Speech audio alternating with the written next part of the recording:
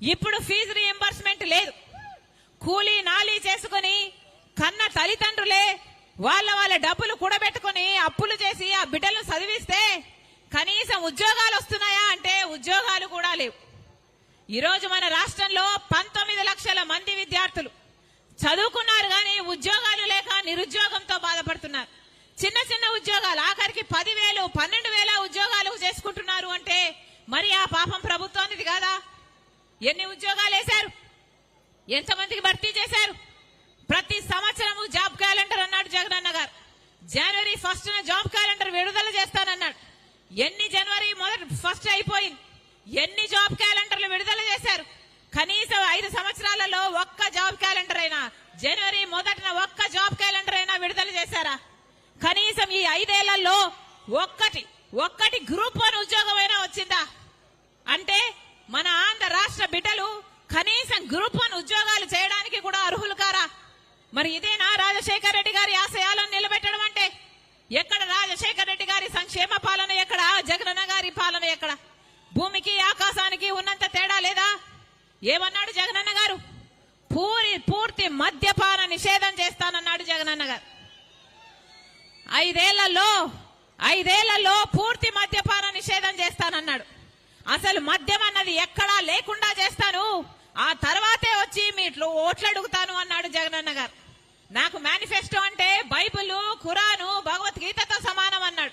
ఆ మేనిఫెస్టోలో నేను పెట్టాను మద్యపాన నిషేధం చేస్తాను అన్న జగనన్న గారు. మరి ఇప్పుడు ఏమైంది?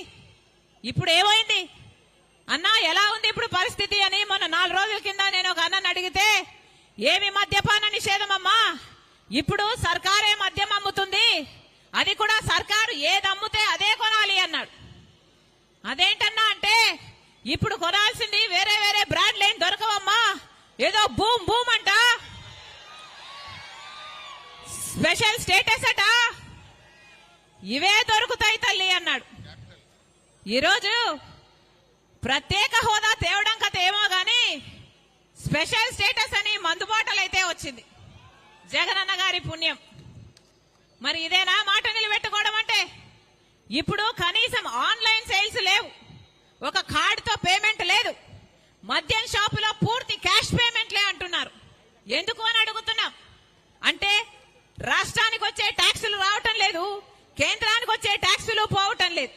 అయినా కూడా పూర్తి అక్రమం అయినా కూడా యథేచ్ఛగా మద్యం అమ్ముకుంటున్నారు.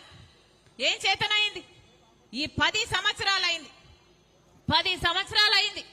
మనకు రాష్ట్రం ఏర్పడి. మరి ఈ 10 సంవత్సరాలలో కనీసం ఒక్క అడుగన్నా ముందుకేసావా? ఒక్క అడుగన్నా అభివృద్ధి చెందిందా? అదే మనకు స్పెషల్ స్టేటస్ వచ్చుంటే, ప్రత్యేక హోదా వచ్చుంటే మన రాష్ట్రం ఎక్కడో ఉండేది.